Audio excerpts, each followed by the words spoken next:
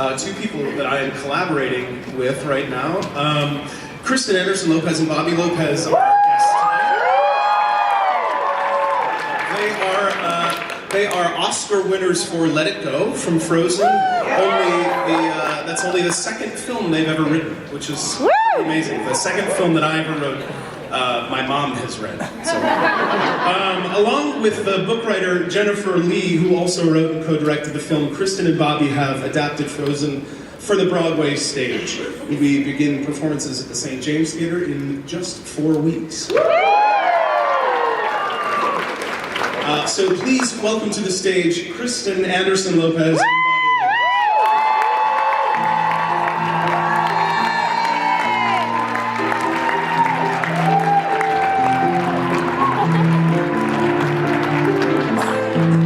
Bobby Frozen come into our life. We had worked on Finding Nemo. We had turned Finding Nemo into a musical a long time ago. And then we worked on a little movie called Winnie the Pooh. Really? You're the one who saw it? It came out on the same day as the final Harry Potter. It was a rough one. But then during that time, they realized that we really liked to write songs and also develop story. And so they called us, and actually it was Bobby. I must have been home we had very, very little kids then, and for some reason you were in LA, and they called us and said, we want to talk to you about this musical we're working on, and he went and saw some pictures and got a pitch. I think you were like 2 hours late because you got lost, right? I took a cab, and I didn't have a good sense of LA geography back then. Well, we were when we first started, Elsa was the villain, and the story didn't work that way, and we basically changed all the characters around. We made Elsa, instead of being the wild child who kind of had ice powers and liked to cause a ruckus everywhere she went, we made her the buttoned-up one, a straight-A student with a secret to hide. And then we realized at some point in the story, we have to get her from this buttoned-up girl, straight-A student type, to the Snow Queen, the one that we had the picture of. Elsa in her amazing outfit and all that. We realized we needed this transformation song, and at first it was called Elsa's Badass Song. That was the temporary slot. Our 8-year-old is like, don't say ass! So we call it Elsa's Bad Butt Song.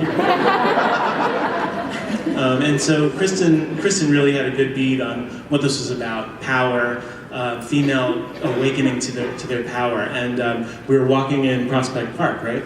We were walking in Prospect Park. Actually, we knew the words "let it go." The idea of like letting go of everything you've ever known, letting go of all of the promises and all of the people that you've worked so hard to please your whole life. That was a big part of the song. But the other part was finally letting go of all you've been holding in and letting your true power out. Sometimes you have to say goodbye to pleasing everybody in order for your power to truly come out. And that was what we were really excited about. And we were walking in Prospect Park and we jumped up on a picnic table. Kristen did. I did. I kind of blew in her face. And we just started imagining like what that would feel like. And it was Bobby, actually. Any line that sounds like it could be sung in a drag queen bar is a line that Bobby wrote. Like, the snow glows white on the mountain tonight, not a footprint to be seen, a kingdom of isolation. It looks like I'm the queen. It's a little purple, and that, but in the way that he said it, I think it really does carry the weight. And then I wrote the stuff about, be the good girl you always have to be. I mean, what woman out there does not know what it's like to try to be perfect all the time, right? And the idea of letting go of that, it was so freeing for us as, just me as a lyricist. Like, stop caring what people think!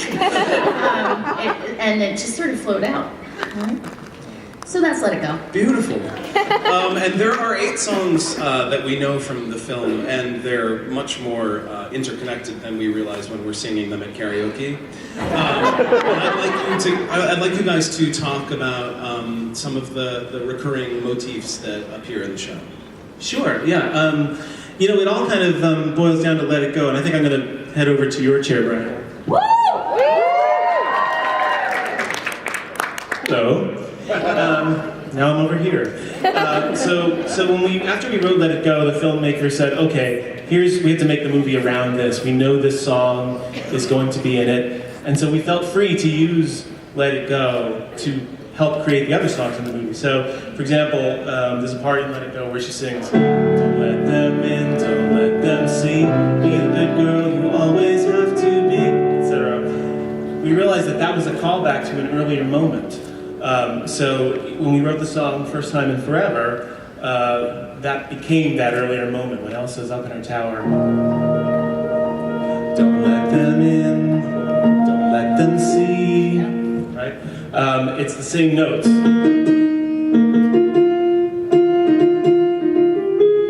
It's the same exact tune. You don't necessarily notice it when you're singing a karaoke. And that's sort of that's her motif of repression and kind of the mantra of like keep it in, be perfect. That also appears in Do You Want to Build a Snowman in the in-between sections. You know, it goes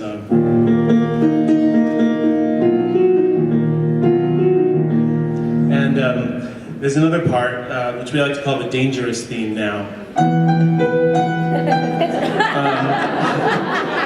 That's also in Do You Want to Build a Snowman, and we use this theme, this group of notes, as a big theme in Frozen Broadway. You can hear it in a lot of Elsa's material. For theory buffs, isn't that it's the 6th, right? It's the 6th. This part. That interval has so much pain in it.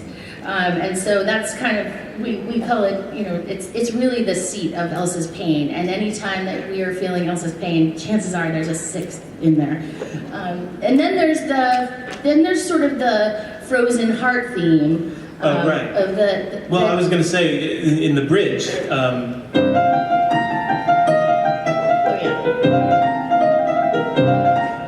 that theme had been it was related to the very first thing we wrote for the movie, which was... This was a song called We Know Better, and it was actually the 2 little girls saying, like, this is what a princess is supposed to be like this, but we are human, and we know better. We know that princesses are real, 3-dimensional people. The song didn't make it in the movie, but all of the themes did, so that's good. And then what else from... Well, there was the Frozen Heart. Anytime that someone is in sort of in mortal danger, there's this sort of Frozen Heart theme. And this shows up a lot, and this provided a lot of DNA for us as we expanded the musical, that we could call on all of these different themes when we were deepening each one of these dramatic conflicts. Ta-da! It also makes it easier when you're stuck for a song and you're like, what should the musical material be? Oh, I'll just grab that from this song, and I'll grab that from this song, and we'll put it together in a new way, and it'll all be related. We got to deepen the 2 little girls and really look at what happened in this moment, and how did Anna and who she is, and Elsa, and the shame and the secrecy kind of lead to this moment of trauma where the family gets frozen into their roles, and it all begins with this one night, and building. You talk, because I've been talking a lot. Well, we showed we called it Recipe for Olaf when we were planning it, and it got a different title. But they basically build a snowman on stage. They're not building him out of snow. They use toys, and then Elsa casts a spell, and he comes to life. So basically, we're showing how the 2 girls put elements of themselves into this little guy. And the stage mother in me wants to share the demo we wrote. Our kids do a lot of our demos. Our kids were both in the movie. Katie's the first verse of Do You Want to Build a Snowman? A little bit of you, a little bit of me, a part that loves to dream. A part that swings from a tree, a little like me, a little like you. A part that's nice, a part that's naughty too. A loyal friend who is there no matter with a what. big round belly And a big bouncy butt. We can stop there.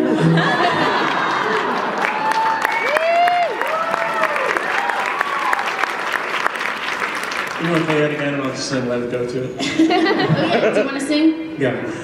Let it go, can't hold it back anymore. Let it go, turn away, and close the door. They're connected. And again, what we're trying to do is make sure that everything we wrote for Broadway comes from the DNA of the original movie and all of the values that went into the original movie. It was kind of, we have a dual protagonist kind of movie and a dual protagonist Broadway show, and one person has a very clear I Want song. First Time in Forever is a very straightforward I Want song. But how do you write an I Want song for a girl who's not allowed to want anything?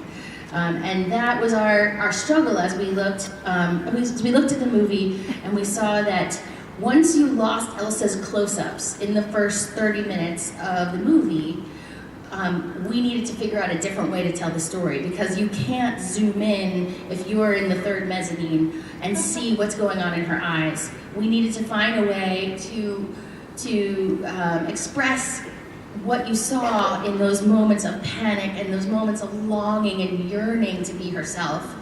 We had to bring that out in some way that was authentic and correct. So we wrote this song called Dangerous to Dream.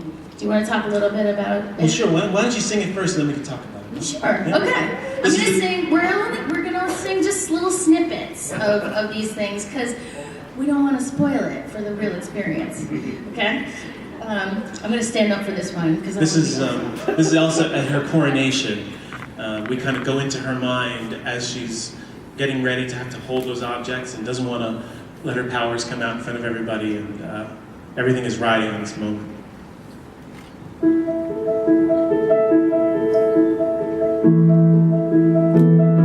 can't be what you expect of me, though I'm trying every day with all I do and do not say. Here on the edge of the abyss, knowing everything in my whole life has led to this. And so I pull inside myself, close the walls, put up my guard. I practice every single day for this, so why is it so hard? 'Cause I can't show you I'm not as cold as I seem. There are things you cannot know, and it's dangerous to dream. And we're gonna stop there.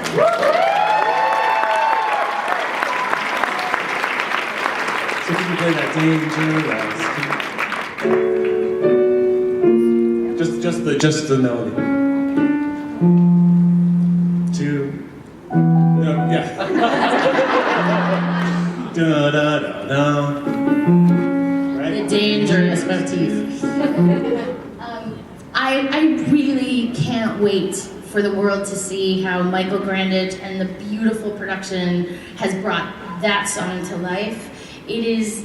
Not to mention Casey Levy. And Casey Levy, oh my God.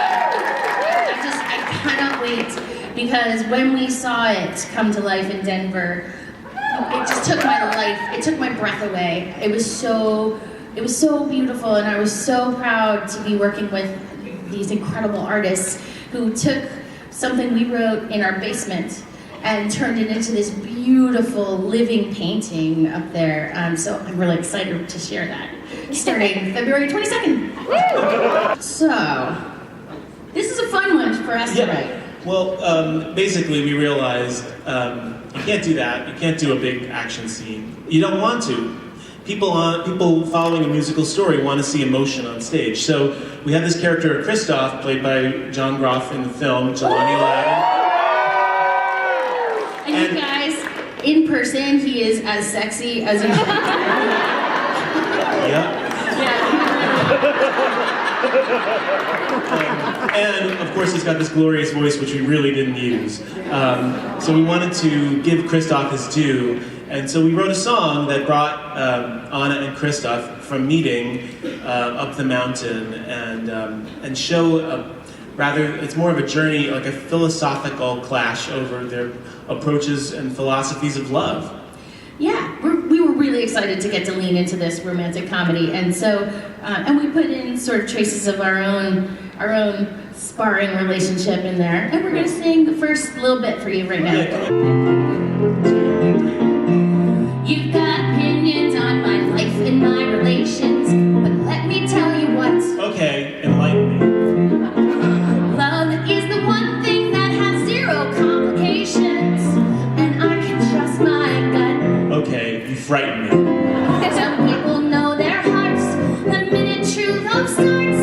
Some people read a lot of books. I like books. Some people simply know when true love says hello. Some folks are taken in by curly locks and princely looks. He does have princely looks. We can agree on that one. Right. By the way, what color eyes does he have? All I'm saying is when you go to climb a mountain, you don't just jump to the top. If it's true love, you can. You're scaling and scrambling and too many steps for counting. And the work doesn't stop. Maybe for you. Love's not an easy climb. You have to take your time. Get a whole life, that's the plan. That's not a plan. Love's not a thing you get. It's work and tears and sweat. So says a sweaty, smelly mountain man. Well, what do you know about love? What do you know about love? Optimism often comes from having been lonely or sad, and then saying like, no, I'm gonna have a better life. I'm going to make a better choice. I'm going to go and I'm gonna do something. And even at her lowest, Anna is always like, there's hope. But at this moment, she finds herself behind a locked door, and she kind of looks at her life and looks at a pattern of always being shut out behind a door. And this is when Hans has left her. Spoiler alert. This is when Hans has basically revealed that Christoph was right. He was a scam artist, and she's kind of looking at this pattern and how this locked door led her here. And I guess I might as well sing it. Right. Hours and hours on end. I know this delusional wish the door would open to reveal a friend. I know this solitude, I know this kind of cold, but I had faith in what the stories told of true love. How I'd find true love. And here I am in this room again, just as lost and small, a lonely girl with a desperate heart is who I am. After all, there's no escaping her. She just is a walking, beautiful picture of human vulnerability. She just lets you into all of the joy and the heartbreak and the anxiety and mistakes that we have as human beings. I have an exciting card to read. So this is something we've been cooking up since the fall, and we're so excited about it. Beginning February 23rd, which is Bobby's birthday. And for the next 4 Fridays after that, we're going to be releasing 4 of the new Frozen songs. What Do You Know About Love, Dangerous to Dream, True Love, and one you didn't hear here called Monster. Every Friday, and they'll be sung by our brilliant cast with the full orchestra, so you'll be hearing the songs just as they're going to be in the show, and you can listen to them wherever music is sold or streamed. So.